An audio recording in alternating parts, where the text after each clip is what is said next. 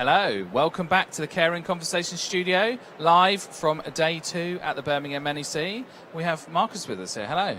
Good morning, York. How are you? I'm good, thank you. How are you? Yeah, really well. Thank you for having us today. Good. Was your journey up here okay today? Super smooth. Lovely. Excellent along the M42 all the way. Just right up until the last bit, and the Wow. NEC parking can be slightly contentious, but it's a nice relaxed day, so be all good. Right, do you want to tell us who you are and what you do? Yeah, my name's Marcus Wrinch. I'm one of the directors at Chat for Business, and we are a web chat specialist in the care sector, really all about taking websites, the website traffic for care homes and converting it into private funded admission inquiries. Perfect. So we're going to talk about funding. Yeah. And obviously, the sector is a mix of local authority or state funded and private funded, and there's or self-funding, you might call it. So when someone is self-funding, their expectations, given the line in which they're normally paying what they might perceive as quite a high fee for their care, they've got high expectations of what that sales process looks like and what that marketing process looks like. So how does that articulate itself for you in terms of encouraging self-funders to kind of look into care and things like that? I think the first point that you hit is so important. There's so much choice out there in terms of care, and it can be quite overwhelming from somebody when, I don't think anybody's an expert in understanding care homes from a customer perspective. And there's a huge amount of choice out there, but there's some very specific types of requirement in terms of the type of care people need in terms of dementia care maybe or nursing care. And so finding the right sort of care facility for a loved one within your family or friend network is a huge task for people. I think obviously we all go into that search engine that we know, and we locate the local Bing. I think, or Firefox, maybe. Okay, No, so, yeah, one of those. One of those. There are other people available as Yeah. well, I believe. Once you go into that search engine and you find essentially a list of care homes locally to you, you're going to go onto their websites and actually start looking at what type of care they're able to provide. Inevitably, even with the best laid out websites, you're going to have specific questions, as I say, about the type of care, about the admissions process, obviously Availability, about pricing, and even with the best laid out website, there's only a limited amount of information that you can put out there, and everybody's requirement in the care sector is very specific.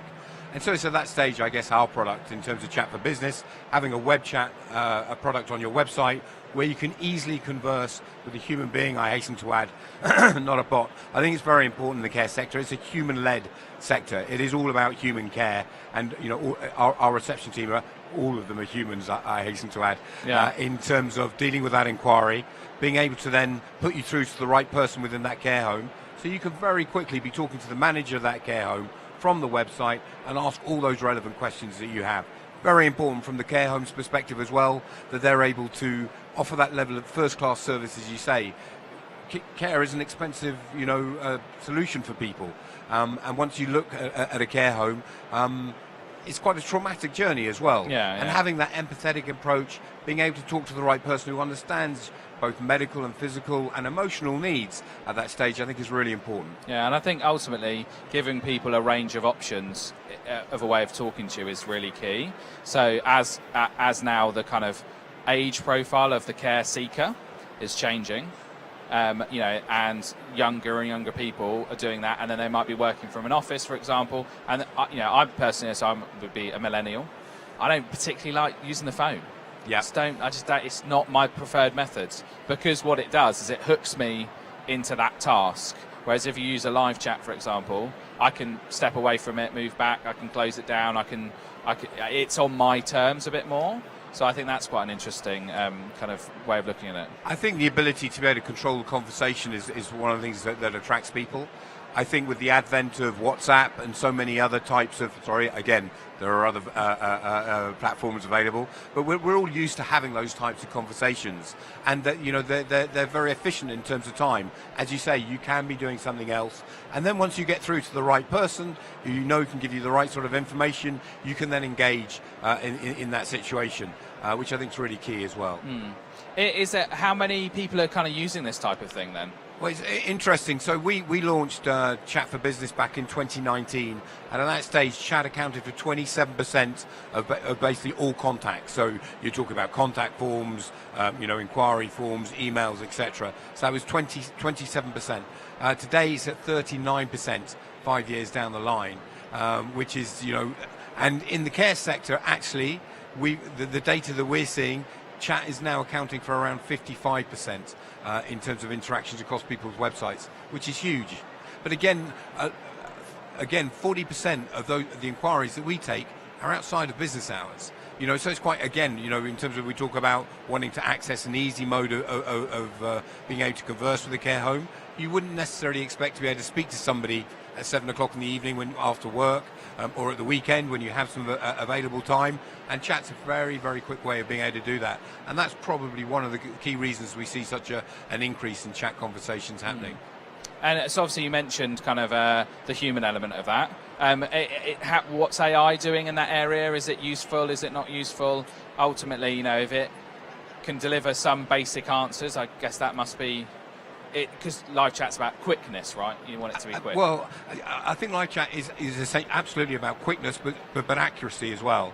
AI, fantastic, and we have AI available within our product. So we use AI for what we describe as the non-essential conversations. So supplier inquiries, invoice queries, maybe even job inquiries. So we're able to give the website visitor an excellent experience. As you say, AI is extremely good. We're able to take all the information for our customer, the care home. But when it comes to looking for care, you don't want to be talking to an artificial intelligence. You need some empathy, some understanding. As I say, I think for anybody, and I've been in the process when my grandmother went to a care home, it's definitely a traumatic, maybe overstating, but it's definitely a heart-wrenching moment. And you really do want to be talking to a human. So we specialize in all those key private admission inquiries being handled by a human, but then we get the cost effectiveness of AI by handling supplier, invoice query, all the other non-essential inquiries, and the information still getting fed through to the customer. So you've really got the best of both worlds, I guess, in terms of handling it that way. So if I'm looking at my care website and thinking, right, maybe live chat would be a good option, where should I put it? How does it work? What's the best place? Bottom left, bottom right, top left, top right, in the middle? What's the best way to apply it? The great answer here is we'll take care of all of that for you.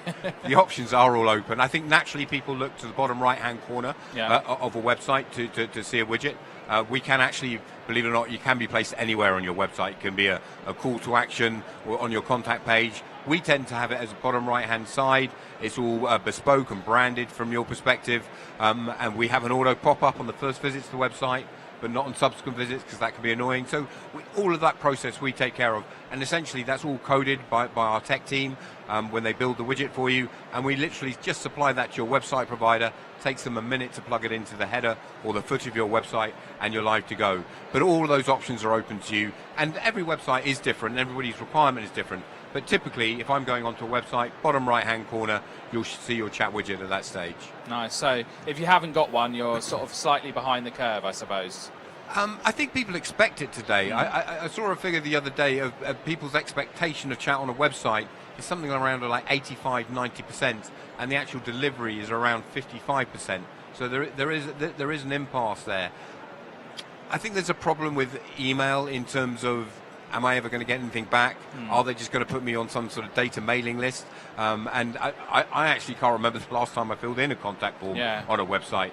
And as you say, I think a lot of people don't necessarily pick up the phone like they used to.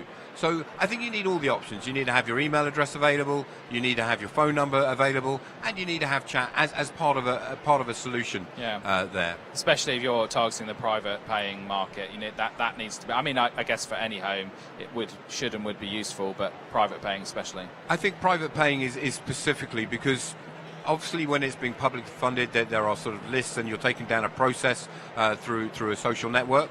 As a private individual, you're going through that process yourself, and you're always going to have questions. None of us are experts when we're looking for a care home for a relative, and we all need help and guidance. And that essentially is what chat is there for, is to give you the help and guidance to talk to the right person who inevitably will be able to answer your questions, but most importantly say, look, come and have a cup of coffee with us on Friday, have a look around the care home, meet our team, Quite often, there needs to be an assessment taken in terms of quite a lot of care will be depending on somebody's needs. Yeah. And so there's quite a process. And to be reassured to talk to the right person is so important at that stage. Because ultimately, I guess you don't want to waste your time visiting a care home that's not going to be able to provide what your loved one needs, right? And therefore, you need to talk to the care home staff. And through our live chat facility, it allows you to do that.